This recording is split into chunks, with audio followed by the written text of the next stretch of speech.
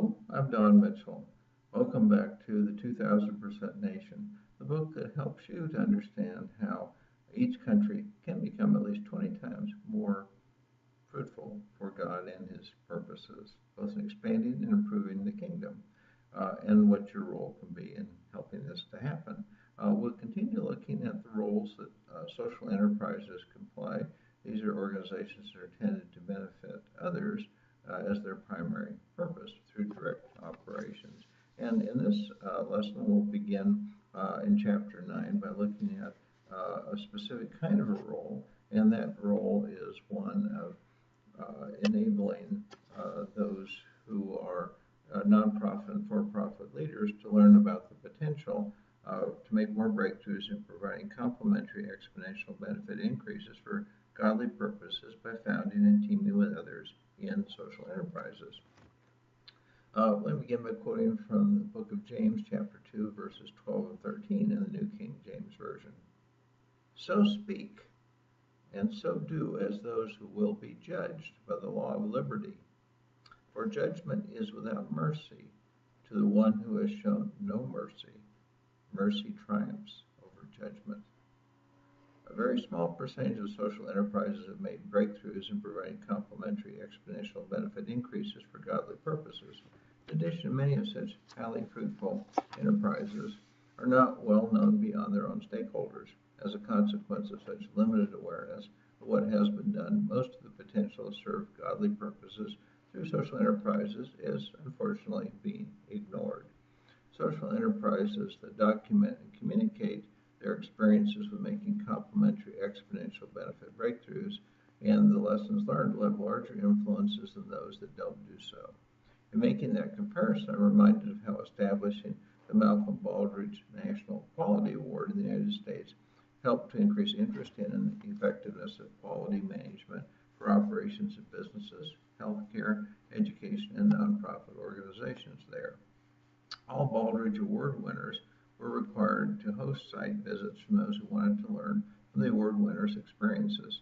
And as a result of such visits, thousands of organizations shifted their attention and actions in more productive ways. Although highly fruitful social enterprises are not required to open their doors in the same way, it would be beneficial if they would all voluntarily choose to do so. Scholars and book publishers interested in social enterprises have made it easier to learn about the more fruitful practices through publishing research in articles and books, such as the ones I quoted from earlier in the last video. No doubt popular interest in the subject will ultimately grow, and it will become easier for those who are new to the field to locate such essential information about godly fruitfulness. Any exemplary social enterprises should also encourage leaders of for-profit and nonprofit organizations who want to establish social enterprises for godly purposes to serve as unpaid volunteers or to work as employees in the exemplary organizations. In this way, more hands-on training can be received by those who want to duplicate what the most fruitful social enterprises are doing. Think of this suggestion in terms of the differences between visiting McDonald's World Headquarters for the first time, begin evaluating whether to become a franchisee, and instead working at McDonald's Hamburger University to learn how to operate an effective franchise after purchasing one.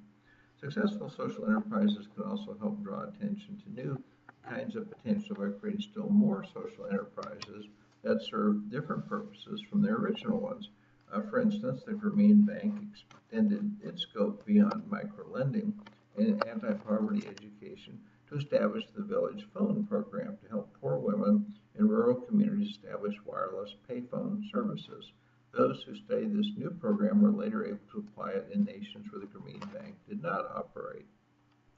Teaming with those who are interested in serving godly social purposes and lack the knowledge and experience to do so can be of even greater significance for helping leaders learn.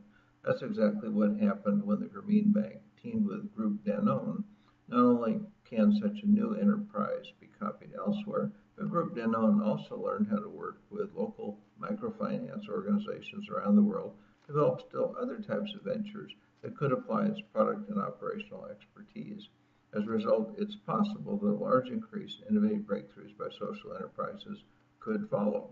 Let's next consider how to increase the capabilities of experienced social entrepreneurs to to develop complementary exponential benefit breakthroughs for godly purposes. Here I'd like to begin by quoting from the book of Matthew, chapter 5, verses 46 through 48.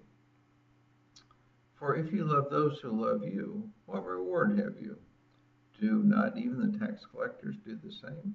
And if you greet your brethren only, what do you do more than others? Do not even the tax collectors do so? Therefore you shall be perfect, just as your Father in heaven is perfect. Increasing the capabilities of experienced social entrepreneurs to develop complementary exponential benefit breakthroughs for godly purposes presents many challenges. Let me list some of the most important ones that are addressed in this section. First, removing any mission-focused blinders that social enterprisers have. Interesting social enterprise leaders in process development. Opening minds to the possibility that major opportunities are being missed. And finally, shifting attention from doing more of the same to achieving more with the same or fewer resources. Let's look first at removing any mission-focused blinders that social enterprises have. Many social entrepreneurs primarily rely on passion for their organizational missions to attract and to retain talent and resources. Drawn by the appeal of these purposes, many people also approach these leaders with agendas outside the social entrepreneur's missions. The most successful leaders know well that it's important to avoid trying to do things that aren't part of their organization's purposes. The result of taking on new missions can be to dissolve existing passion and support while creating lots of practical problems. Sensing that danger, many successful social entrepreneurs will do anything to avoid changing any aspect of their current missions, including even how their slogans are worded. Consequently, such social entrepreneurs may well reject the notion of adding more benefits for stakeholders due to justified concern about creating harm from shifting their missions. I agree that such concerns are valid and deserve to be seriously evaluated. Before making any changes, a social enterprise should carefully investigate how and when providing more benefits can be successfully added to its mission. Certified breakthrough tutors who specialize in working with social enterprises could be helpful resources for performing these investigations for drawing the appropriate lessons. Now let's consider the challenges of interesting social entrepreneurs in process development who have ignored that dimension of improving their organizations. The challenge can be quite large because it can require a huge change in focus. For example, I believe that research will probably show that many social enterprises have been innovated primarily due to having very few spelled out processes. Because those involved with such organizations often want to do better due to deeply held concerns about those who need benefits, many people spend lots of time dreaming up ways to accomplish more. In the absence of rules saying that changes cannot be made, innovators quickly start applying their ideas. Some of the ideas work, and some make a mess. Following either result, such organizations will then move on to trying other innovations that different people have created. Much progress, punctuated with occasional trauma and setbacks from innovation flops, will follow. In such innovative environments, processes can speed improvements by making successful innovations more effective by putting some limitations on how much damage unsuccessful innovation attempts can cause. As an example of the former kind of improvement opportunity, innovation often includes many unnecessary complications, a great deal of custom work that has to be performed under pressure, and minimal automation. Studying how to make the innovation more efficient will almost always reveal useful simplifications. Opportunities for how now to make the innovation more efficient and almost always reveal useful simplifications.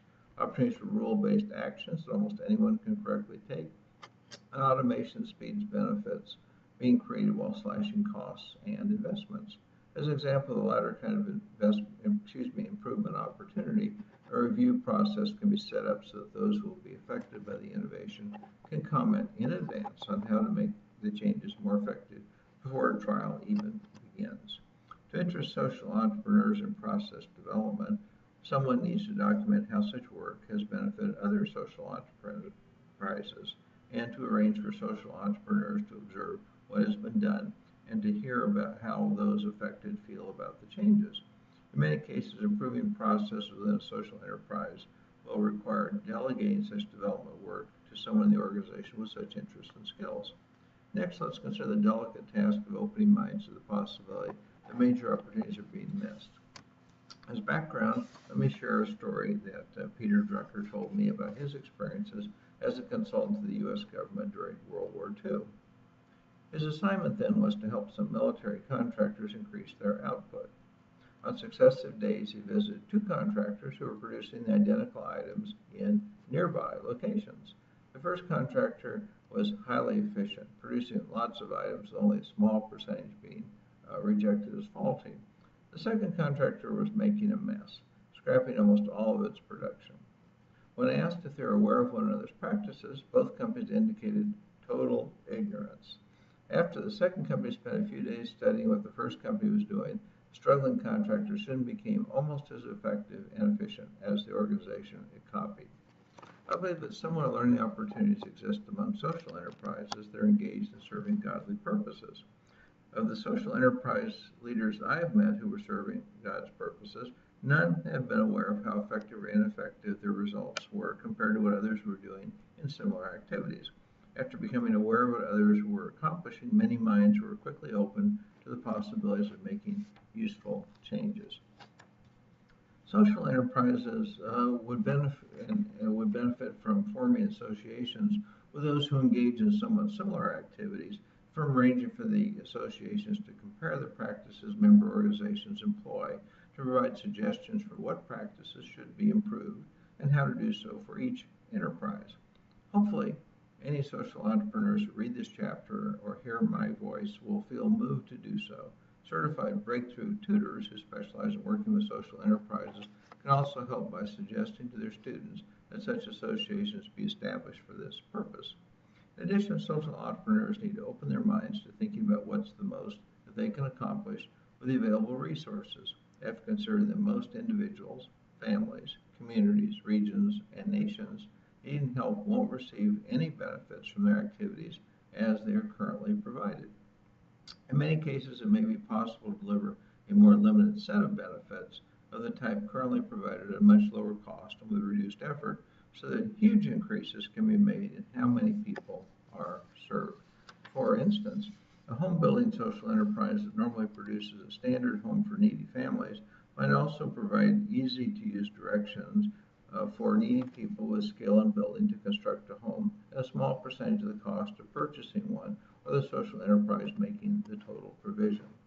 In other cases, an expensive part of what's being provided may deliver only a tiny part of the total benefit.